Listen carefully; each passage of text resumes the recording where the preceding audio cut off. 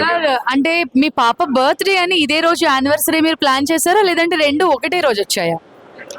లేదు, కంపెనీ పెట్టినప్పుడే పాప బర్త్డే రోజే రిజిస్ట్రేషన్ చేయడం జరిగింది. కంపెనీ పేరు మాది December 10th రిజిస్ట్రేషన్ అయింది. మా పాప బర్త్డేనే 720 పెట్టాం. సో చాలా మంది చెప్తూ ఉంటారు కదా, రే బాబు అబద్ధం చెప్పకు ఆడపిల్లలు పుడతారు అంటారు కదా, కానీ ఇక్కడ మాత్రం ఆడపిల్లలు లక్ష్మీదేవి.